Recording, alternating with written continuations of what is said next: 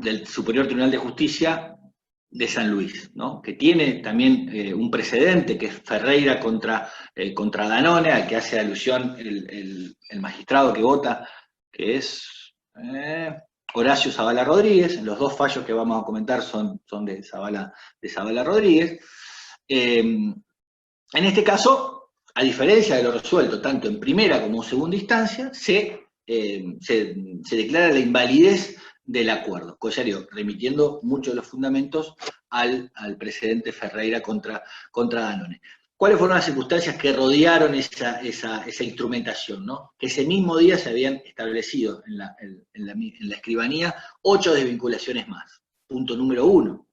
Punto número 2, la renuncia al cargo todavía no había sido aceptada, por ende, el trabajador, en este caso Ranz, todavía tenía la representación de sus compañeros. Entonces, no aceptada esa dimisión, se produce la extinción por mutuo acuerdo. Entonces, al momento de tener por configuradas las diferentes indemnizaciones que consideraron procedentes porque consideraron el acuerdo nulo, tuvieron en cuenta la establecida en la 23.551. A lo que se suma también que estaba vigente la 25.561, y esto acá cómo toma punto de contacto con esta realidad, donde tenemos vigente no solamente una norma protectoria de los puestos de trabajo, como es la doble indemnización, sino que tenemos también la prohibición de despido, ¿no? Pero bueno, si se quiere, este fallo del Superior Tribunal de Justicia de San Luis tiene estas diferentes circunstancias, ¿no? Un trabajador protegido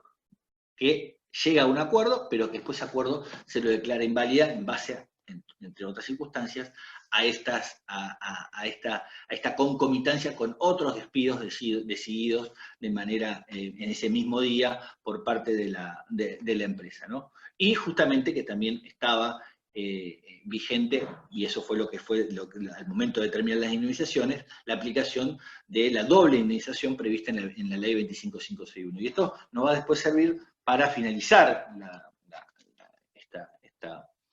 este encuentro, ¿no? Porque cómo se leen estos acuerdos en estas circunstancias, ¿no?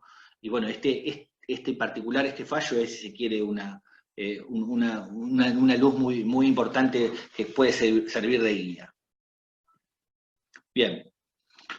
Otros supuestos de invalidez, bueno, el caso de una trabajadora, este es un fallo reciente, publicado hace 2 semanas, también, bueno, en Rubinsal, y acá, si se quiere, no sé, me salen todas palabras descalificadoras, ¿no? Respecto de la parte empleadora, porque es el caso de una trabajadora que vuelve luego una licencia por enfermedad con un padecimiento grave que requiere tratamiento, ¿no? Una trombosis en una pierna. En ese contexto, la demandada le ofrece a la trabajadora desvincularse de la empresa por una suma de dinero ínfima y pagadera en cómodas cuotas por su parte. O sea, un pago en cuota, y además, como contraprestación, le ofrece una cobertura médica que refería al tratamiento que tenía que hacer la trabajadora para rehabilitarse, para recuperar su capacidad, y pone dentro de ese cúmulo de cláusulas, pone justamente este tratamiento que tenía que hacer la trabajadora para recuperarse, ¿no? Convengamos que estamos hablando que la demanda del Hospital Británico, o sea, es justamente un prestador de servicios médicos, entonces pone como parte del acuerdo, del mutuo acuerdo extintivo, darle el tratamiento que necesitaba esta trabajadora que estaba volviendo de una licencia por ese padecimiento, ¿no? Le dejo a ustedes la calificación moral de un tipo de acuerdo de ese tipo, y después también es para discutir qué daño extra se genera y cómo se debe desincentivar este tipo de acuerdos, ¿no? Pero bueno, era este otro supuesto que le quería comentar. Bueno, vamos ya a la sentencia de la Corte. Como habíamos dicho, era el fallo Campo Alesia. Precedente que tiene la Corte referido a este tema, referido no es similar, pero sí referido a una extinción y a una gratificación, es el caso Gatarri contra Cometarsa, de 1988, ¿no? En este caso, se había celebrado el acuerdo en una autoridad administrativa, se había entregado una suma y se habían establecido diferentes cláusulas respecto de esa suma a qué se imputaría, ¿no? En la instancia de grado se estimó que las sumas oportunamente abonadas por la empresa al trabajador no constituían un pago a cuenta en razón de que al momento de la extinción del vínculo no existía un crédito indemnizatorio a favor del actor, al cual imputarlas, restando validez al acuerdo por el cual se había efectuado aquella entrega de dinero, por no haberse dado cumplimiento a la homologación requerida por el artículo 15. Entonces estamos en un acuerdo ante una autoridad administrativa del trabajo, se entrega una suma de dinero y se dice a cuenta de X circunstancia. ¿Qué ocurre? Ese acuerdo no fue homologado. Entonces, después vino el reclamo y dijo, bueno, yo no quiero que esta circunstancia, y era específicamente un infortunio laboral, que se me compense este padecimiento que no estuvo expresamente establecido en este acuerdo, yo no estoy pidiendo que no se me compense. Entonces, ¿qué dice la Corte? A su turno, dice, la Corte hizo lugar al recurso extraordinario interpuesto por el empleador y dejó sin efecto el pronunciamiento impugnado, agregando que si bien tal convenio, no obstante la petición en tal sentido de las partes intervinientes, no fue homologado, o sea, no obstante que el convenio no fue homologado por autoridad competente, tal circunstancia no es motivo para desconocer sin más sus consecuencias, ya que el principio de irrenunciabilidad establecido con carácter general en el artículo 12 no se vio afectado en modo alguno, en la medida que de las cláusulas del acuerdo de referencia no surge la renuncia del actor a ningún beneficio establecido en las leyes laborales, en tanto dejaba expedita a su favor la posibilidad de efectuar cualquier reclamo que se derivase de aquella disolución.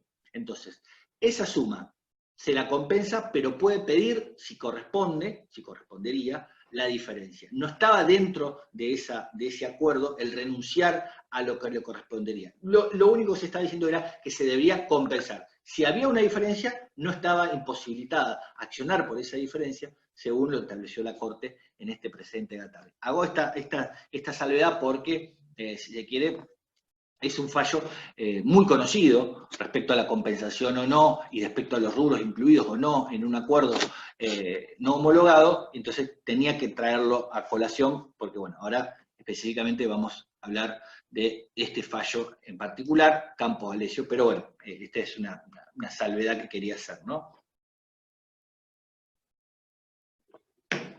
Bien, ¿qué dijo la primera instancia de este fallo? Entonces, es un voto de la doctora Barilaro, ¿no? Empieza diciendo que la posibilidad de rescindir por mutuo acuerdo no implica, sin más, un despido encubierto. Que la posibilidad de dar dinero tampoco está mal vista ni una presunción de fraude, que es una posibilidad que tiene el trabajador ponerse de acuerdo para extinguir. Como se sabe, no tiene demasiada injerencia en lo que es el establecimiento de condiciones de trabajo, si se quiere, el trabajador acepta lo que está preacordado, lo que está preestablecido por el empleado, pero ¿por qué no al momento de extinguir? ¿Por qué no se puede establecer algunas pautas? Ahí sí, si se quiere, el trabajador recupera cierto grado de libertad. Entonces hace toda esa introducción, pero ¿qué pasa? Además, en este caso, hasta el trabajador había alegado que había sido violentado para firmar. Cuestión que la primera instancia lo tiene como no acreditado. Además había un testigo que decía, pero bueno, los dichos no fueron suficientes para acreditar esta situación de violencia, de amedrentación. Pero ¿qué pasa? Tuvo una cuestión al final, hace mención, ¿no? Dice, a ver, que no estoy acá, dice el último párrafo, dice, ahora bien, dicho acuerdo solo es válido como acto extintivo en los términos del artículo 241, ¿no? Entonces, ¿se pueden poner de acuerdo? Sí. Entonces, este ponerse de acuerdo es válido como acto extintivo en los términos del artículo 241, pero carece de efecto liberatorio toda vez que no fue realizado ante la autoridad administrativa o judicial ni fue homologado. Entonces, ¿cuál es el tema? Acá está incluyendo un requisito no establecido, que este acuerdo por el 241 sea homologado ante autoridad judicial o administrativa. Y entonces ahí dice que no es aplicable, dado esta circunstancia, no es aplicable el plenario de la FALSE. El plenario de la FALSE, un plenario 137 del año 1970, donde, bueno, habla del contenido, de la manifestación de las partes, etc. Pero esto habla este plenario de la FALSE habla específicamente de un proceso conciliado, ¿no? Que no sería esta circunstancia del 241, porque acá no hay un proceso, sino que hay un acuerdo, ¿no? El artículo 15, si se quiere, hace siempre esa referencia, pero a un proceso, ya sea sede administrativa o sede judicial. Entonces, hace esta incorporación, ¿no? De que al 241 le faltó la homologación.